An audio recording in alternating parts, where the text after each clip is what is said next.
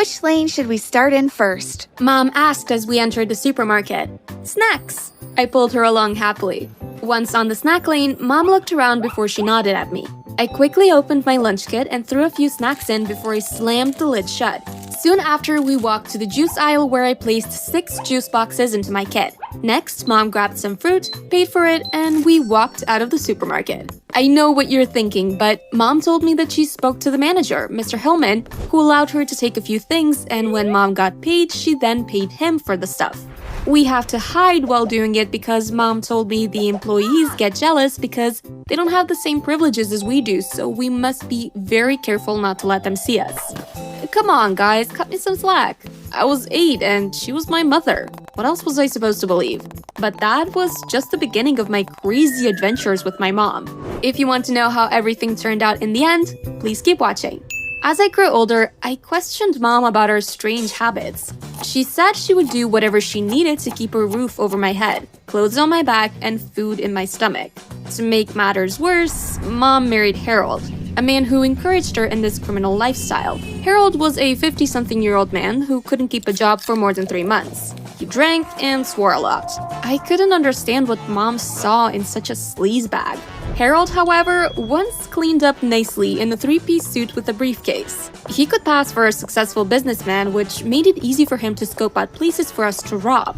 Once I turned 16, I told Mom and Harold I didn't want to steal anymore. And where do you think you're going to live if you don't steal anymore? Harold's eyes fixated on the TV as he flipped through the TV stations. What do you mean? Mom was about to respond, but Harold interrupted her. His dark eyes met mine, and I shuddered. If you don't earn your keep, I will personally pack your things and pelt them to the curb. Without another word, he refocused on the television. I turned my attention to Mom, but she turned her head. I walked away and went to my room. I felt trapped. I had no one to confide in, and I had no choice but to do what Mom and Harold wanted to if I wanted to live peacefully with them, since living on the streets was not appealing. I got straight A's in school because I didn't want to steal for the rest of my life. I wanted a normal life, or at least something as close to it as possible. I worked towards a full scholarship to any school that was far away from Mom, Harold, and this type of lifestyle. I love Mom, but what kind of mother forces their child to steal? I'm sure you're wondering if I ever got caught. Well, to be honest with you, I actually did, and it transformed my life forever. Harold showed me the picture of a watch, the name of the store, Morris Jewelry, and gave me orders to steal it. The cost of the watch was $23,000. As I walked into the store, I emptied some water at the entrance from a small bottle that was hidden in my jacket pocket. I approached one of the clerks and asked her to see some of her watches. I'm waiting for my mom. We're looking for a gift from my dad for his birthday. She smiled and I showed her the watches I was interested in, including the watch Harold wanted me to steal. She placed all the watches on the counter and explained the different details about each watch. Suddenly, a short scream was heard. The clerk and I spun in the direction of the scream, which was at the entrance. An older woman was on the ground. The clerk rushed to the woman's assistance, and I quickly slipped the watch into my pocket and placed the dud in its place before lending assistance to the clerk and the old lady. After taking care of the lady and getting her information, the clerk and I returned to the counter. After a few thoughtful moments, I thanked the sales clerk and told her I'd return with my mom in a few minutes and hustled out of the store. It works every time. I mumbled to myself with a sly smile. I wrapped my fingers tightly around the watch that was secured in my pocket. I bumped into someone. Oh, sorry. Hi, Sierra. It was Dawson Morris. He was one of the cutest boys in my school. I didn't even know he knew my name. Hi, Dawson. What are you doing here? Just then, an older man walked up next to him. This is my dad, Greg Morris, the owner of this jewelry store. Mr. Morris extended his hand and I shook it firmly before he excused himself and entered the store. So, what are you doing here? I was just browsing the mall. Nothing really much to do at home on a Saturday. Well, since you have nothing to do, how about we catch a movie together? My treat. Sure. Why not? I tried to play it cool as I hid how excited I really was. As we walked down the stairs to the movie theater on the lower left of the mall, it happened. I tripped and the watch fell out of my pocket. My heart stopped as Dawson picked it up. This is a nice watch. It was my dad's watch. I wanted to get it engraved for his birthday, but I don't have the money for it. I'll ask my dad to engrave it for you, free of charge. Instead of handing me the watch, Dawson did the unthinkable. He pushed the watch into his pocket. I was utterly mortified. Pass by the store tomorrow around 10 a.m. and it'll be ready for you. I felt sick to my stomach. Just then, my phone rang and I jumped. I removed it from my pocket. It was Mom. It's my mom. Hi, Mom. A fake smile plastered across my face. After I chatted with her for a few minutes, I sighed heavily. Sorry, Dawson, I've got to run. Can we do a rain check? Of course. I waved goodbye and walked away. As soon as I stepped through the front door, Harold asked about the watch. I couldn't get it. I walked towards my bedroom. Sierra, if you don't bring that watch home tomorrow, you'll be sleeping on the street. Harold called out behind me. That night, I tossed and I turned. Dawson had the watch that I had stolen from his father's store. Did he give it to his father already? Would there be cops waiting for me if I went to the mall tomorrow? When I woke up the next day, I seriously considered not heading to the mall, but I needed to get the watch. I arrived at the store about 10:15 a.m. and Dawson greeted me. Hi, Dad has that watch ready for you. I nodded and followed Dawson. He knocked on the office door, and when he got the okay, he opened it and I stepped inside. Dawson closed the door behind me. Mr. Morris greeted me and invited me to sit on the chair on the other side of his desk. I'd like us to discuss this. Mr. Morris pulled out the watch from his jacket pocket and placed it on the table in front of me. Sierra, did you steal this watch? Mr. Morris asked in a soft voice. I don't know what you're talking about. That's my father's watch. The serial number on the inside of the watch says it's one of ours. Mr. Morris pulled out his phone and showed me a video. You see, you may have alleviated our camera system, but someone recorded you. I'm not angry, I just want to know why. I had a choice to make. I could tell Mr. Morris the truth, or probably be carried out of the store by the mall security. I wasn't about to live my life behind bars while Mom and Harold were living their best life on the outside. I told Mr. Morris everything. Sierra, I can get you help and a job here if you need extra cash, but you must promise to never steal again. You'd do that for me, even though I stole from you? Everyone deserves a second chance, don't you think? I thought about it for a few seconds. I accept your offer. Great. I'll see you next Saturday at 8 a.m.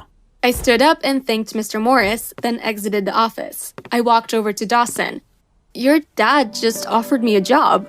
Great, this means we'll see each other more often. I've got to go, but I'll see you next Saturday. Approximately 20 minutes later, I walked into the house, and before Harold could ask, I removed my flats and the watch fell out. Here you go, I said dryly. I knew you could pull it off. Harold said as he clasped the watch onto his wrist. I sighed and I went to my bedroom. The next few weeks felt surreal. Dawson and I got closer, and even though I couldn't tell him anything about my family's secret, it was nice to spend time with someone my own age. I ate dinner with Dawson and his father a few times. I learned his mom had passed away when he was just a baby. His father's sister, Aunt Nellie, ate dinner with them at least 3 times a week. She and Dawson are really close. Life was looking up for me, until that one afternoon. As I returned some earrings to the glass case at my counter, I heard a familiar voice. Good afternoon, ma'am. Can you tell me the price of those earrings, please? I straightened up, and there she was. Mom. She was even nicely dressed, so I knew she was on the clock. I smiled politely and answered her question. We played the charade of the sales clerk and the customer for a few minutes before she thanked me and walked out the store. Later that evening, I tried to sneak into the house. You see, I never told Mom and Harold that I got a job at the mall, far less a jewelry store. I mean, how could I? I opened my bedroom door, and there was Harold sitting at my desk. You've hit the jackpot and you didn't bother to tell us anything? There isn't anything to tell, I twitched nervously. For holding out on us, you'll now have to do a robbery. What? You heard me correctly, a robbery. I have a link that could get everything we steal sold, so once you pull this off, we could take a little vacation. Maybe even retire early. I'm not gonna rob Mr. Morris's store. You really think you have a choice? If you don't do as I say, I'm gonna march you into Mr. Morris's store with police officers and tell them that you're a thief. It'll be your word against my own. Would you like to try me? After a few seconds of silence, Harold continued. I didn't think so. You have 1 week to collect everything. Harold walked out of my room. I was instructed to swap jewelry and place the real stash in a bag in one of the vents in the store. When I collected the last item, it was my job to get to the jewelry from the store to home. As soon as the last employee left and Mr. Morris and Dawson entered the office, I quickly took the jewelry from its hiding place and stuffed it inside my handbag. Because I walked out with the Morrises, the security didn't check my bag. Mr. Morris dropped me at home and I entered the house. I handed Mom the bag of jewelry. We have a flight to catch, Sierra. Go and pack, quickly. I went to my room and threw a few things in a knapsack. By the time I went back to the living room, Mom and Harold were nowhere to be seen. I checked their room and all their clothes were gone. I sank into the sofa with the note still in my hand. I couldn't believe Mom and Harold had ditched me. A knock on the door startled me. I got up numbly and answered the door. It was Dawson. What are you doing here? Just trust me. He extended his hand. I took it, closed the door behind me, and walked to Mr. Morris's car. Mr. Morris and Dawson didn't want to tell me where we were going. After about 15 minutes, we pulled into the parking lot of the airport. Why are we at the airport? You'll see. Mr. Morris smiled at me in the rearview mirror as he parked the car. We jumped out of the car and Dawson held my hand as we followed Mr. Morris into the airport. When we entered the airport, Harold and Mom were handcuffed by the police. Thank you, officers. Mr. Morris said as he walked up to one of them and shook his hand. We didn't do anything! Harold yelled as he struggled against the handcuffs. She was the one who stole the items! But you were the mastermind.